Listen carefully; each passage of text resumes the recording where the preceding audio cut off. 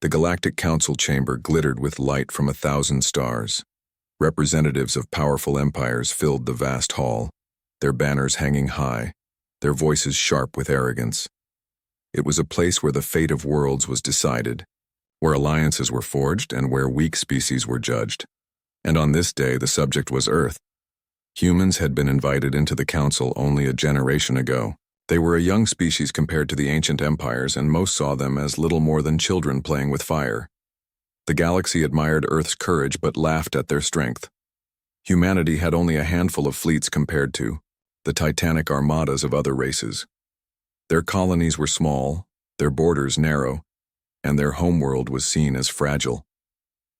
The speaker of the Rhinari Empire, a towering alien with scales of gold, addressed the chamber with mockery in his voice. Humans ask for respect, but what have they done to earn it? They have ships, yes, but so do insects. They have soldiers, yes, but so do slaves. And yet they stand before us, demanding to be treated as equals. Laughter filled the hall. Deep, booming laughter from the massive Korak beasts, high-pitched mocking tones from the sleek Seraphim, and cold mechanical chuckles from the machine-born Quor. It was not the laughter of amusement, but the laughter of contempt. The human delegate stood silent. His uniform was plain, his face calm, but his eyes carried something the others could not see. Something sharp, something patient. He spoke only once. "You should not laugh." His voice was steady, almost quiet, but it cut through the chamber like a blade. Earth is not what you think it is. The hall erupted again louder than before. The words of the human were dismissed as arrogance, desperation, even comedy. Delegates whispered among themselves, sharing tales of human history, mocking their wars, their chaos, their struggles. "They fight each other more than their enemies," one alien sneered. "They bleed, they break, and they beg for mercy." But not all laughed. In the shadows of the chamber, a few older delegates shifted uneasily. They had studied human history more closely. They had read about how humans fought when cornered, how they adapted to the harshest of challenges, how they never surrendered even when logic demanded it. Those who remembered Earth's past wars saw not weakness, but danger. Yet their warnings were drowned in the sea of laughter. For the powerful empires, Earth was nothing more than a noisy world on the edge of the galaxy. They believed humans had no great fleets, no hidden strength, no future that could challenge them. They were blind to the silence beneath the surface. One delegate of the Xylar Dominion leaned forward, his many eyes gleaming with mockery. "Tell us then, human. If your fleets are so mighty, where are they? You have no hidden colonies, no vast armadas. You float in the void with a few hundred ships while we command tens of thousands.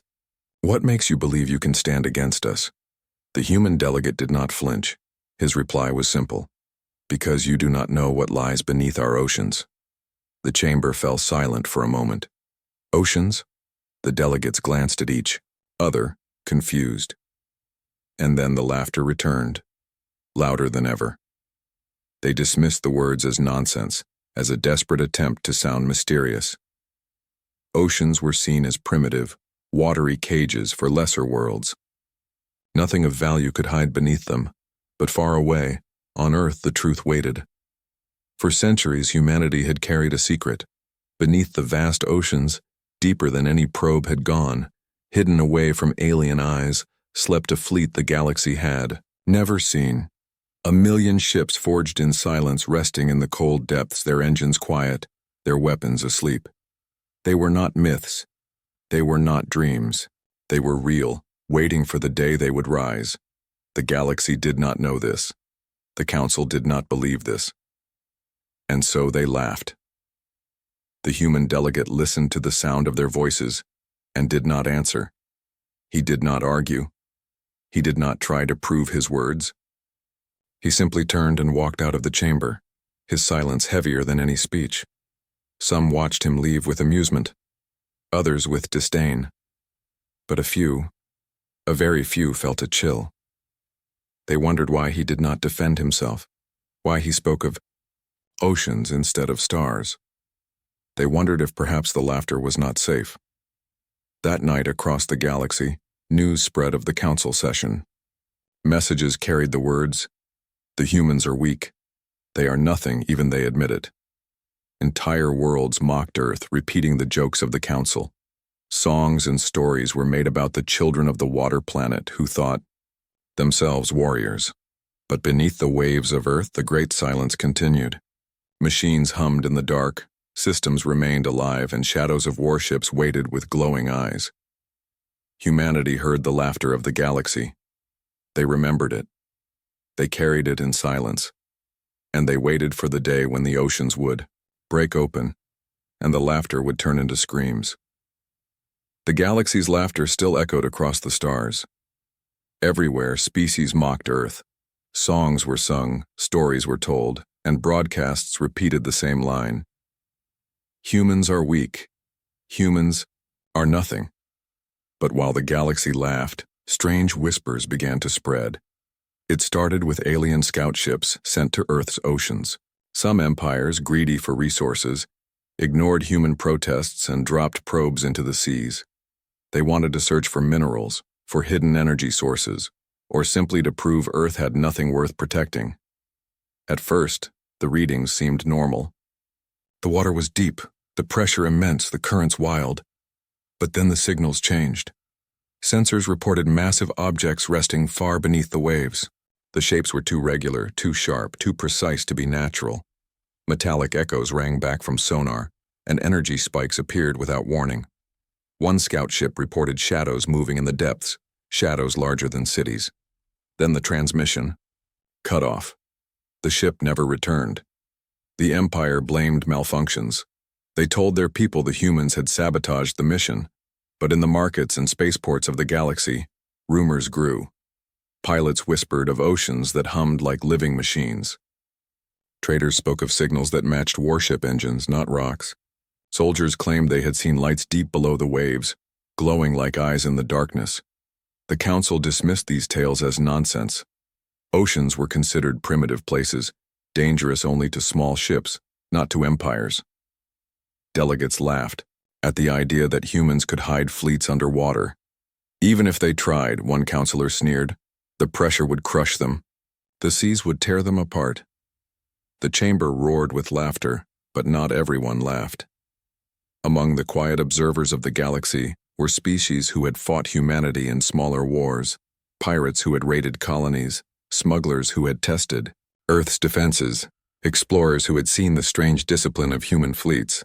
They remembered how humans adapted, how they turned weaknesses into strength. And though they had no proof, they believed the whispers. Back on Earth, the silence continued. The humans made no announcements. They showed no fleets. Their leaders spoke calmly, smiling in public meetings while their enemies mocked them. But in the deepest oceans, the truth remained.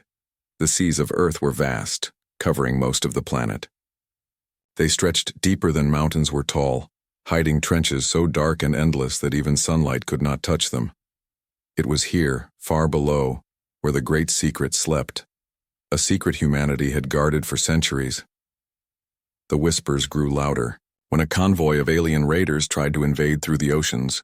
Believing the seas unprotected, they landed their machines in the waves, sending submersibles to explore. At first, their reports were full of arrogance. "The water is empty," they said. "The humans are fools." But then their voices changed. Panic filled the channels. "Something is down here, something huge." Static followed. Not one raider returned to the surface. The galaxy laughed again, calling it human tricks. Yet unease spread. Too many probes had gone missing, too many ships had vanished, and always the silence of Earth continued. In the council, one delegate finally stood.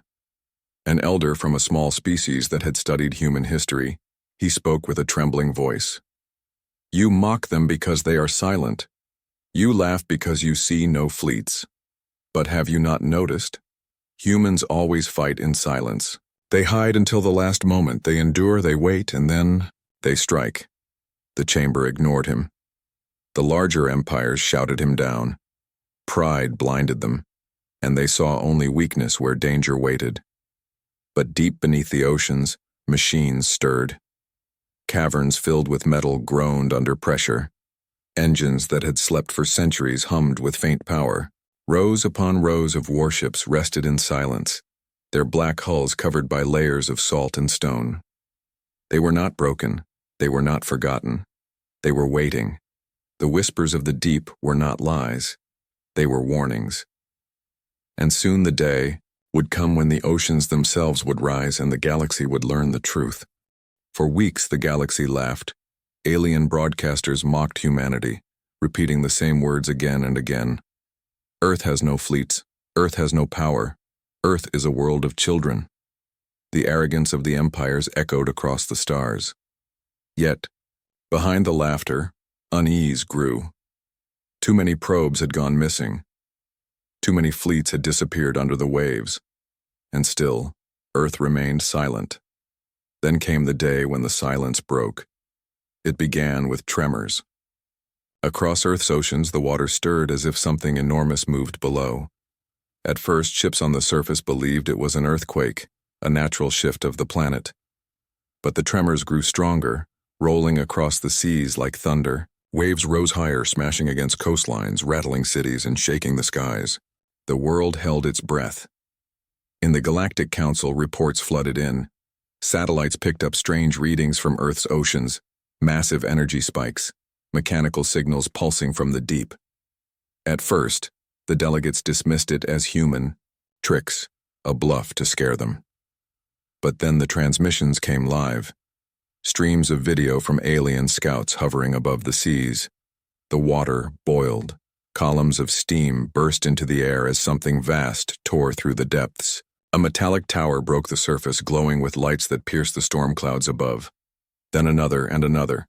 One by one, colossal warships rose from the oceans, their black steel dripping with salt water, engines roaring with ancient power. At first, the galaxy thought it was only a handful, 10 ships, then 20. But the waves kept breaking. Hundreds rose, then thousands. The horizon vanished under their shadows, and when the last of them surfaced, the number was clear: 1 million warships hidden beneath the seas of Earth. The galaxy fell silent. The fleets were massive, angular, shaped like blades of the deep. Their hulls were scarred from centuries of rest, yet their power was undeniable. Weapons the galaxy had never seen before glowed across their frames. Engines lit the seas with blue fire, turning night into day. The air shook with their roar, and the oceans themselves seemed to bow beneath their weight.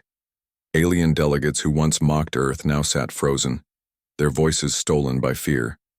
Entire empires that had laughed at humans now trembled at the sight of the impossible. For centuries, they believed Earth was fragile, a planet of children. Now they saw the truth. Humanity had not been weak. Humanity had been waiting. On the flagship of the awakened fleet, a human commander stood before a galaxy-wide transmission. His face was calm, his eyes unshaken. His words were simple, but they struck harder than any weapon. You called us weak, you laughed at us. But while you mocked us, we built. While you ignored us, we prepared.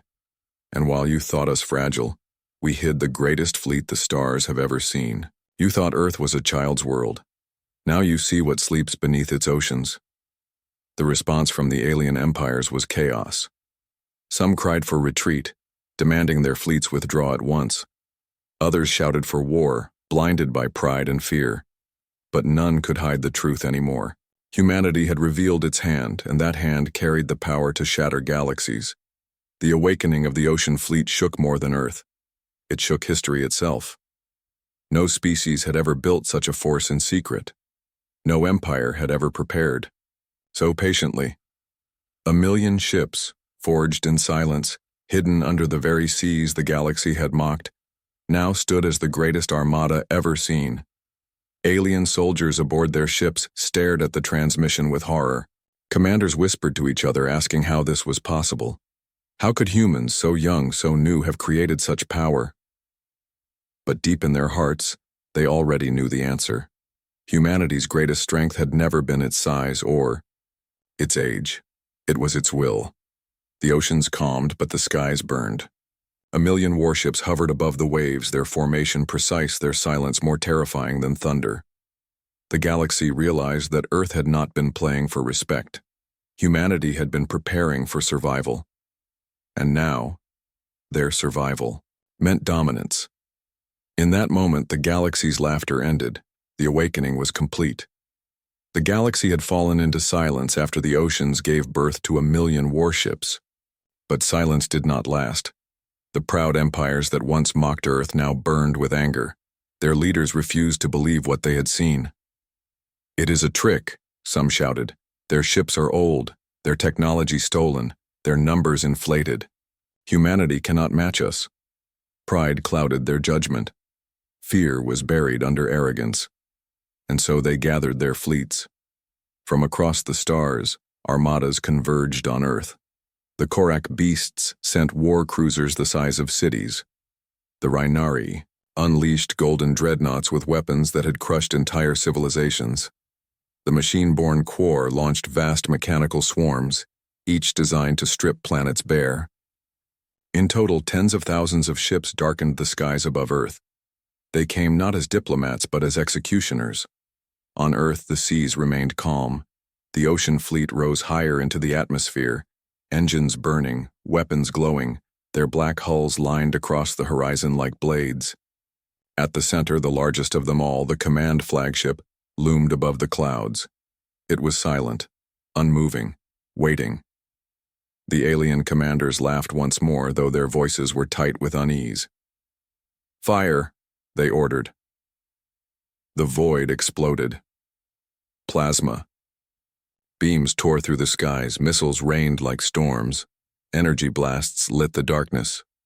The combined might of ancient empires struck the ocean-born fleet in a single wave.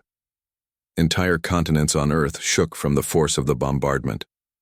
The galaxy watched, certain that humanity's hidden strength would finally be destroyed. But when the fire cleared, the human fleet still stood. Their shields shimmered with light, bending the fury of alien weapons like rain on stone. Their formations did not break. Their silence did not waver. And then, with one word from their commander, humanity answered. "Engage." The ocean-born fleet moved as one. Beams of energy brighter than suns cut through the void, slicing alien ships in half. Missiles streaked across the battlefield, weaving through defenses and detonating with the power of collapsing stars. Fighters swarmed like living shadows, darting into weak points, striking with surgical precision. Alien warships shattered. Golden dreadnoughts of the Rhinari cracked open, their burning cores spilling into space. The mighty Korak cruisers screamed as they were torn apart by coordinated volleys. Even the endless swarm of the Quor faltered as human weapons ripped through them faster than they could repair. The galaxy had expected humans to fight clumsily, to rely only on numbers. Instead, what they saw was terrifying discipline. The million warships did not fight as scattered forces. They fought like a single mind, every movement calculated, every strike deliberate. It was not chaos. It was mastery. The alien commanders screamed for their fleets to regroup, but their orders collapsed under panic. Ships collided, formations broke, fear spread faster than command. For every human ship that fell, 20 alien ships were destroyed. The void became a graveyard of shattered pride. One alien captain, his vessel burning, sent a final message to his empire. His voice was filled with terror. "These are not crude ships. These are not weak children. These are weapons we cannot match. Humanity has surpassed us." His transmission ended with silence as his ship exploded into dust. On Earth, the oceans roared in triumph as the fleets above painted the sky with fire. Humanity did not cheer. They did not boast. Their silence remained, more terrifying than any war cry. Every strike was delivered with precision, every victory without mercy. The battle lasted only hours. When it ended, the skies above Earth were filled with debris. Alien wreckage drifted in the void. The once proud fleets of the empires reduced to broken shadows. Of the tens of thousands of ships that had come to crush Earth, only fragments remained.